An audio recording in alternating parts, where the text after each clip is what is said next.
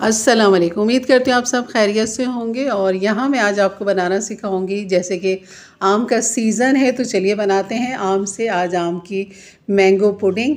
और यहाँ पर मैंने 2 बड़े साइज़ के आम ले लिए थे और इनका बस हमने पल्प निकालना है।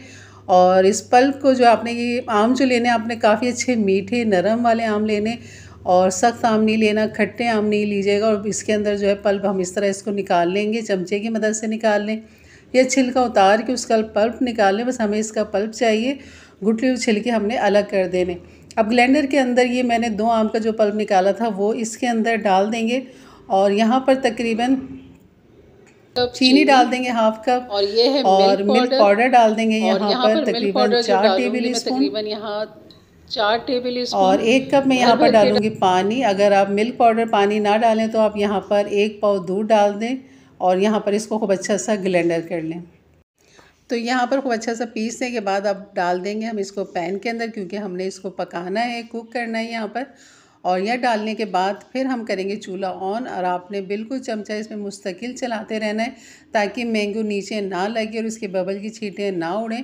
अब यहाँ पर मज़ीद 1 कप मैंने दूध ले लिया है और इस 1 कप दूध के अंदर मैं डाल दूँगी वनीला कस्टर्ड पाउडर ले लें या फिर आप कॉर्नफ्लोर ले लें। दोनों में से कोई भी आप यहाँ पर डाल सकते हैं। तकरीबन 3 टेबल स्पून मैंने लिया है और इसको खूब अच्छा सा मिक्स कर लेंगे।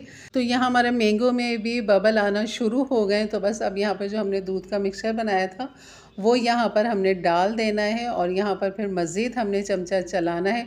आँच आपने दरमियानी रखनी है, तेज़ नहीं रखनी, दम वाली नहीं रखनी, बिल्कुल दरमियानी आँच पे आपने इसको पकाना है। और मज़ीद खुशबू फ्लेवर के लिए यहाँ पर डाल देंगे पिसी हुई इलायची और का पाउडर, जो कि मेरे पास मौजूद था। नहीं तो आप 2 इलायची ले लें, उसको बारीक कूट लें और उसके जो बीज हैं वो आपने यहाँ पर डालने, छिलके नहीं डालने। तो बस इसको खूब अच्छा सा मिक्स करेंगे और खूब अच्छा सा पकाएंगे तब तक जब तक एक थिकनेस खूब अच्छी सी इसके अंदर नहीं आ जाती, थिक नहीं हो जाता, तब तक आपने इसको पकाना है। तो ये चमचे की मदद से आपको दिखा रही हूँ कि मज़ीद थिक होता चला जा रहा है। कहाँ आपने एंड करना है वो मैं आपके साथ शेयर करूँगी अभी, लेकिन इससे पहले हम अपना जो सांचा है जिसमें हमने इसको पुडिंग को बनाना है तो वो हम यहाँ पर ले लेंगे। आपके पास कोई भी बॉल आप उस तरह इसको ले लें और इसको ग्रीस कर लें। और इसके बाद फिर हमारा जो ये मिक्सचर ये मज़ीद अभी भी हल्की आंच पे पकड़े। जब बबल्स आने लगे तो हल्की आंच कर दें। और चमचे का आप दिखा रही हूँ मैं आपको करीब करके कि जो आखिर की बूंद है ना, ये देखिए ये अटक गई है। तो बस यही मिक्सचर आपका फिर तैयार है। और इसमें इसको मज़ीद फ्लेवर देने के लिए यहाँ पर डाल दूँगी मैं आधा नींबू निचोड़ के। खूब अच्छा सा अगर बीज आ जाए तो आपने निकाल देना है, जैसे कि मैं निकाल दूँगी यहाँ पर। और खूब अच्छा सा फ्लेवर, बहुत प्यारा फ्लेवर आता है लेमन जूस का इसके अंदर, पुडिंग के अंदर, तो लाजमी आप डालिएगा। तो यहाँ बीज निकाल लेंगे, इसके बाद खूब अच्छा सा इसको कर लेंगे मिक्स और इसको हल्का सा ठंडा करेंगे, ज़्यादा ठंडा नहीं करेंगे।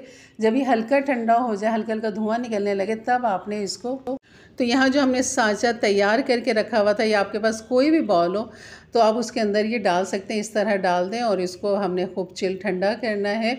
और यहाँ पे डालने के बाद आप देख रहे हैं हल्का हल्का सा इसमें धुआं निकला, बिल्कुल खोलता हुआ मैंने नहीं डाला। तो बस आपने भी इसी तरह डालना है और बिल्कुल एक केक के बैटर की तरह इसका थिकनेस होनी चाहिए ताकि खूब अच्छा से ये जम जाए ठंडा होने के बाद। तो बस इसको अब यहाँ पर लेवल कर देंगे, खूब अच्छा सा साफ़ करके आपने निकाल देना है पैन को।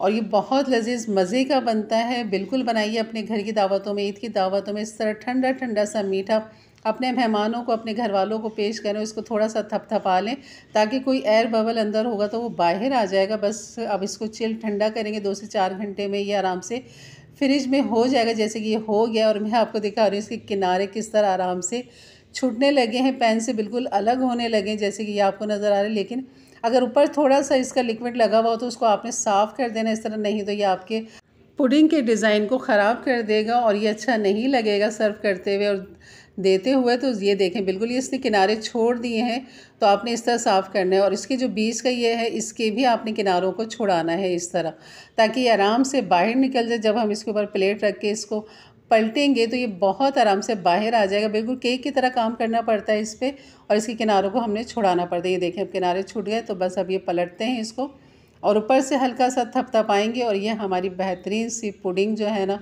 वो बाहर आ जाएगी। जैसे कि ये आपको नज़र आ रहा है माशाल्लाह, बहुत ठंडा, चिल करके इसको इस्तेमाल कीजिएगा तो ही बहुत मज़ा आएगा आपको। और बीच में डाल दीजिए इसमें मैंगो, और चाहें तो आप इसको क्रीम से भी गार्निश कर सकते हैं। और घर की कोई मलाई आपके पास है तो उसको खूब अच्छा सा फेंटें, क्रीमी टेक्सचर लें। उसके बाद आप इस मैंगो के बीच में डाल दें, इस चंक जो मैंगो के इसके ऊपर डाल दें। जैसे कि आजकल चेरी भी आई हुई, चेरी से भी गार्निश कर सकते हैं। ये मैंने पुदीने का पत्ता लगा दिया था, माशाल्लाह ये भी बहुत खूबसूरत लग रहा है। तो आप कोई भी ऊपर गार्निश करके अपने मेहमानों को हैरान कर सकते हैं, उन्हें खुश कर सकते हैं कि आपने इतनी ज़बरदस्त रेसिपी बनाई है। यकीनन ये वीडियो अच्छी लगी होगी तो लाइक कर दीजिएगा। मेरे चैनल पर नए हैं तो ज़रूर सब्सक्राइब कर दें, बेल के बटन को क्लिक कर दें, ऑल के बटन को प्रेस कर दें ताकि मेरी वीडियो आपको हमेशा मिलती रहे। तो ये थी मेरी आज की रेसिपी। जो चलिए मैं आपको थोड़ा सा इसको मैं टच करके भी दिखाती हूँ और इसको बहुत क्लोज़र करके दिखा रही हूँ, यकीनन आपको अच्छा लग रहा होगा। और ये देखिए मैं टच करती हूँ कितना स्पंजी है, बिल्कुल ये देखें स्पंजी है, बिल्कुल भी आपका ख़राब नहीं होगा अगर आप इसी तरह बनाएंगे। इजाज़त दीजिए, अपना ख्याल रखें, अल्लाह हाफ़िज़।